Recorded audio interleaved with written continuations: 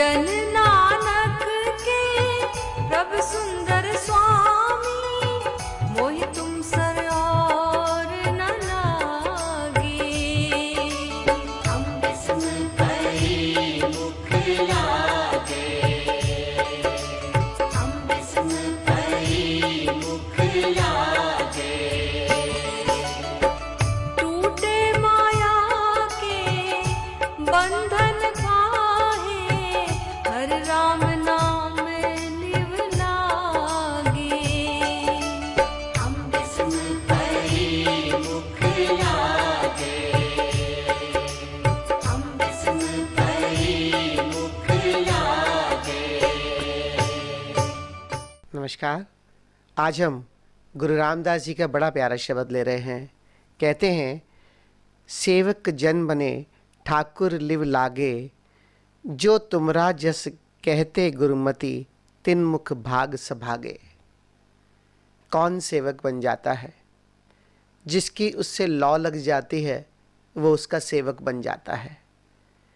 बात को समझना होगा। उससे लौ लगने में सेवक बनने का क्या संबंध है? जिसकी उससे लौ लग गई उसने उसे अपना स्वामी मान लिया। एक साधारण लौकिक प्रेम में जब हम किसी से प्रेम करते हैं तो वो हमारा सब कुछ हो जाता है। एक साधारण लौकिक प्रेम में हम अपने आप को मिटाकर उसके प्रेम को अनुभव करते हैं और उसके लिए सब कुछ कर सकें इसी भाव में हो जाते हैं। तो एक अगर लौकिक प्रेम में जिसे हम प्रेम करते हैं उसके लिए सब कुछ करने को तैयार हो जाते हैं, तो अगर परम के प्रेम में हम पड़ जाएं तो कह ही सकते हैं, तुम ठाकुर हो हम तुम्हारे दास हैं, हम तुम्हारे सेवक हैं, तुम हुक्म तो करो हमें क्या करना है, और जीवन वही हो जाता है। बात बहुत गहरी है। इतना ही अर्थ नहीं कि तुम ठाकुर हो मैं दास हूँ, अर्थ उससे बहुत गहरा है, हमें समझना होगा।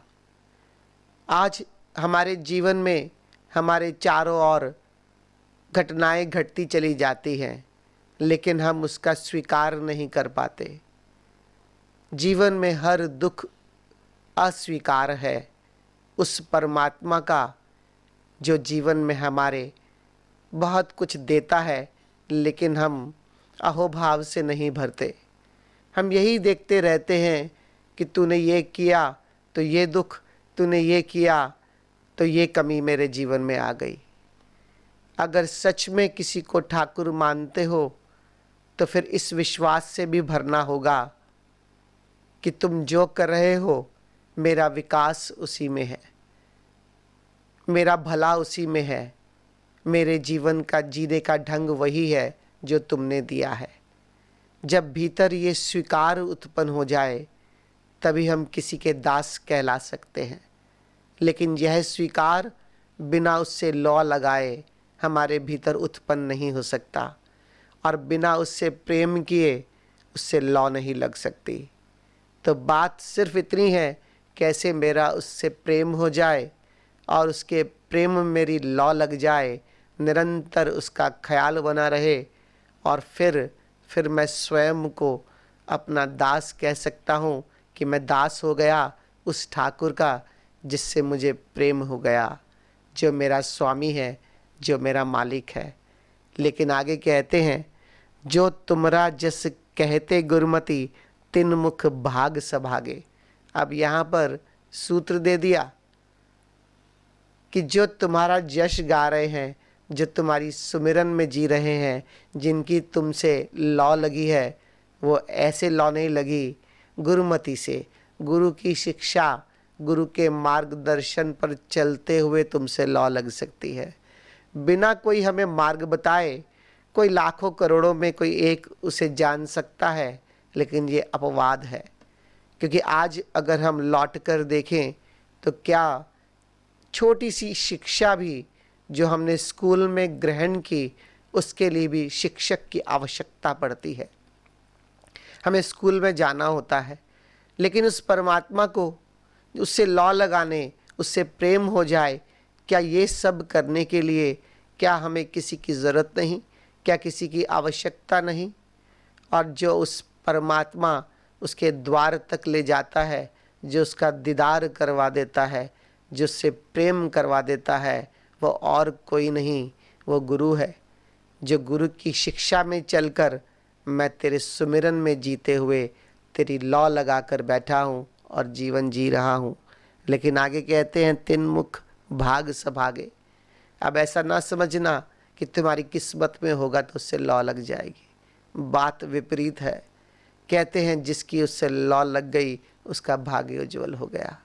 हम लेकिन क्या करते हैं, कुछ करना ना पड़े, हमारा मन हमें बहका देता है और कहते हैं जब किस्मत होगी, जब समय आएगा तब हम भी उसकी साधना करेंगे, तब हम भी उसे खोजेंगे।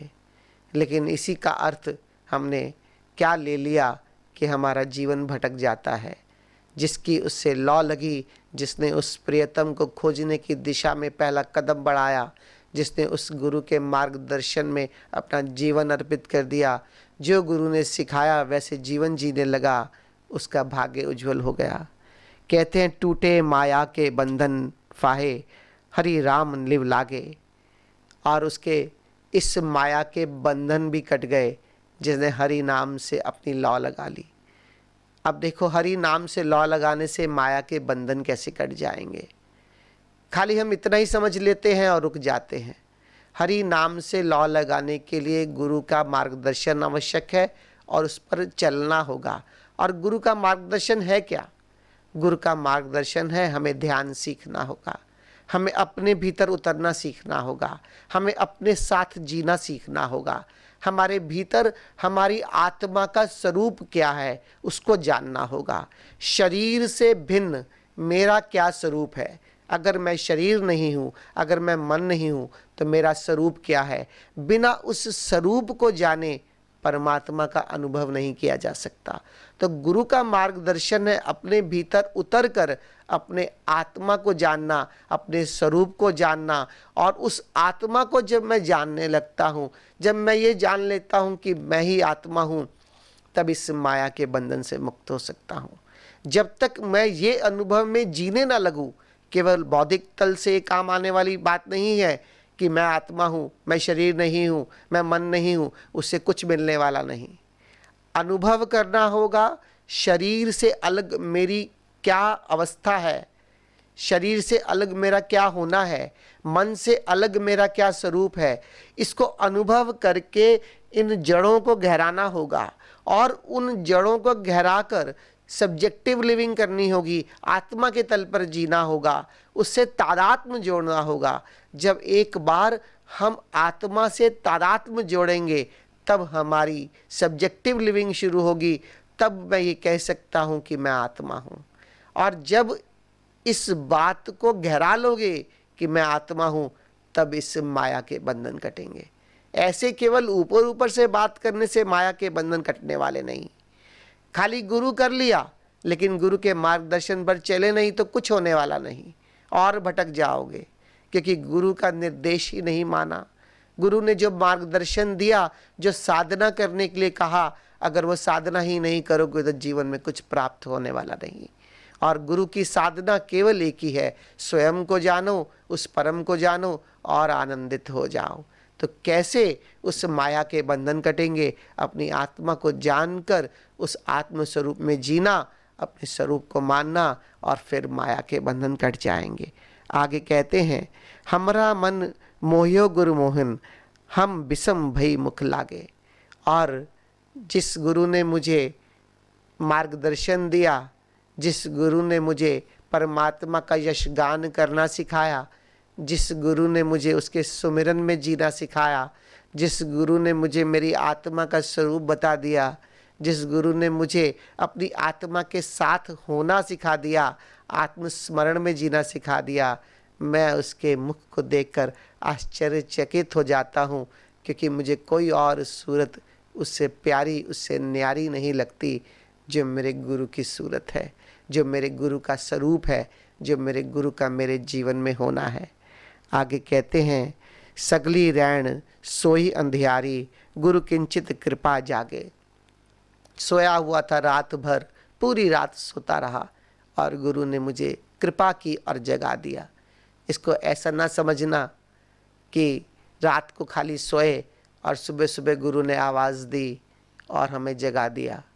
पूरा जीवन एक काली अंधियारी रात की तरह था। जब तक मैं मूर्छित था, जब तक मुझे जीवन का बोध नहीं था, जब तक मुझे आत्मा का बोध नहीं था, जब तक मुझे परमात्मा का बोध नहीं था, जब तक मुझे आनंद क्या है इसका पता नहीं था, तब तक मेरा जीवन जागते हुए भी एक काली अंधियारी रात की तरह था, दुखों से घिरा था, कामनाओं से घिरा था। लेकिन गुरु ने कृपा की, मुझे जगा दिया। और जब व्यक्ति ये कहता है कि मैं जाग गया, तो उसका जागना केवल आँख खोलना नहीं, उसका जागना है अपने भीतर के प्रति जागना, उसका जागना है उस परम के प्रति जागना, उसका जागना है इस ब्रह्म के प्रति जागना। और जब ऐसी कृपा होती है गुरु की, तभी जीवन में सुबह होती है, तभी जीवन में उजाला होता है। तभी तुम कह सकते हो कि गुरु ने कृपा की और मैं जाग गया। कैसे मेरे जीवन में जागरण घटित हो जाए, कैसे मेरे जीवन में मैं उपलब्ध हो जाऊं कि जीवन है क्या, कैसे उस परम का बोध हो जाए, कैसे मुझे मेरी आत्मा का बोध हो जाए और मैं जाग जाऊं। और गुरु की कृपा हुई और मैं जाग गया। आगे कहते हैं, जन नानक के प्रभु सुंदर स्वामी, मोहि तुम सार अवर न लागे। गुरु नानक देव जी कहते हैं, ये मेरे सुंदर स्वामी, ये मेरे सुंदर गुरु, मुझे तुम्हारे सिवा और कोई दूसरा अच्छा नहीं लगता। मैं तुम्हारे सिवा किसी को जानता नहीं। ये गुरु और गोविंद दोनों के लिए उनके उद्गार हैं कि जिस गुरु ने मुझे परमात्मा का दीदार करवा दिया, जिस गुरु ने मुझे परमात्मा के साथ मिलन करवा दिया, मेरी आत्मा में जीना सिखा दिया, मैं बलिहारी जाता हूँ, मैं उस गुरु पे कुर्बान जाता हूँ, उस गोविंद पे कुर्बान जाता हूँ। अब मेरे जीवन में मुझे कोई दूसरा भाता नहीं।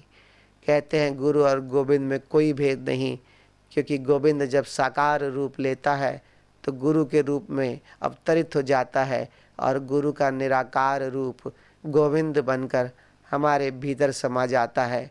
और जब एक बार हम गुरु से जुड़ जाते हैं, एक बार उस गोविंद को जान लेते हैं, तो अपने भीतर अपनी आत्मा को जान लेते हैं। तभी सच पूछो तो हम जागेंगे अथवा हम काली अंधियारी रात में सोए हुए हैं। इस शब्द के माध्यम से मैं इतना ही कहना चाहता हूँ कि इस रात से उठ जाओ, जाग जाओ, जागो, खोजो किसी गुरु को, किसी गुरु के चरणों में जाओ और पूरी तरह जाग जाओ अपने जीवन के प्रति, उस परमात्मा के प्रति जो हो रहा है उसके प्रति, और अपने आनंद स्वरूप को उपलब्ध हो जाओ जो हमारा स्वभाव है। मेरे देखे यही गुरु रामदास जी का तात्पर्य है। धन्यवाद।